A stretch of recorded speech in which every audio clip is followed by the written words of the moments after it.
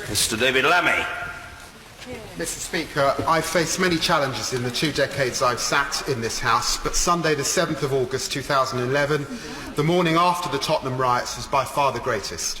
Walking on broken glass past burnt-out cars, homes and businesses, comforting men and women still in their pyjamas, I saw the place I've lived my whole life turn to ashes.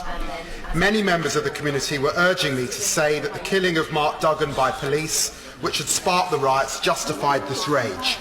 That the families made homeless, the burnt-out buses, the houses and the looted shops were worth it. They told me that I had to say that this wrong was right.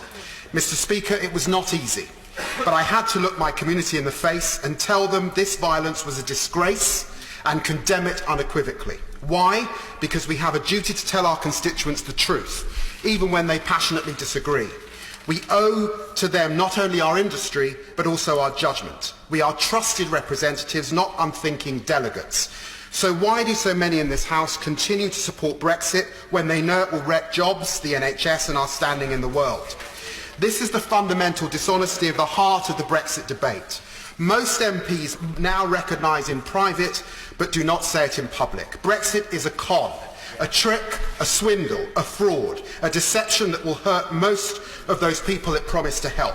A dangerous fantasy which will make every problem it claims to solve worse. A campaign won on false promises and lies. Vote Leave and Leave EU both broke the law. Russian interference is beyond reasonable doubt. And by now, every single campaign promise made in 2016 has become unstuck. Brexit will not enrich our NHS, it will impoverish it. Our trade deal with Donald Trump will see the US corporations privatise and dismantle the NHS one bed at a time. And even those promises on immigration, which has so greatly enriched our country, are a lie. After Brexit, immigration will go up, not down. When we enter into negotiations with countries like India and China, they will ask for 3 things: visas, visas and more visas. And they will get them because we will be weak. Then there's the myth about restoring parliamentary sovereignty. The last 2 years have shown what a joke that is. The Prime Minister has hoarded power like a deluded 21st century Henry VIII. Impact assessments have been hidden, votes resisted and blocked, simple opponents of government policies bullied and threatened to get into line. Even when we forced this meaningful vote, the Prime Minister cancelled it, certain we would reject her disastrous deal. And oh, we will reject it, because this is a lose-lose compromise which offers no certainty for our future. All it guarantees is more years of negotiation headed by the same clowns who guided us into this farce in the first place. Mr. Speaker, we are suffering from a crisis of leadership in our hour of need. This country's greatest moments came when we showed courage, not when we appeased. The courage of Wilberforce to emancipate the slaves against the anger of the British ruling class. The courage of Winston Churchill to declare war on Hitler against the appeasers in his cabinet and the country. The courage of Attlee and Bevin to nationalise the health service against doctors who protested that it was not right. Today we must be bold, because the challenges we face are just as extreme. We must not be afraid to tell the truth to those who disagree. Friends on this side of the House tell me to appease Labour voters in industrial towns, the former miners, the factory workers, those who feel they've been left behind. I say we must not patronise them with cowardice. Let's tell them the truth. You were sold a lie. Parts of the media used your fears to sell papers and boost viewing figures. Nigel Farage and Boris Johnson exploited the same prejudice to win votes. Shame on them.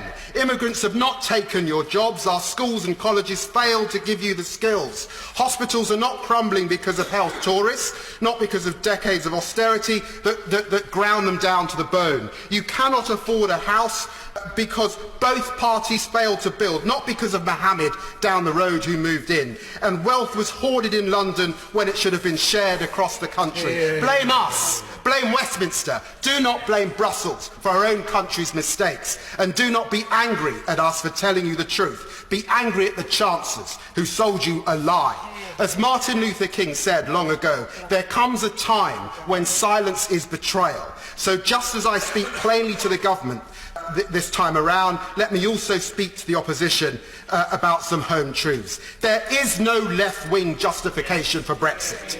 Ditching workers' rights, social protections and ending environmental cooperation is not progressive. This is a project about neoliberal deregulation. It's Thatcherism on steroids pushed by her modern-day disciples. Leaving the EU will not free us from the injustices of global capitalism. It will make us subordinate to Trump's US. Socialism confined to one country will not work. Whether you like it or not, the world we live in is global. We can only fix the rigged system if we cooperate across border lines. The party of Keir Hardie has always been international. We must not let down our young supporters by failing to stand with them at the biggest issue of our lives. If we remain in the EU, we can reform it from the top table, share the load of mass migration, address excesses of bureaucracy and fix the inequalities between creditor and debtor. We can recharge the economy.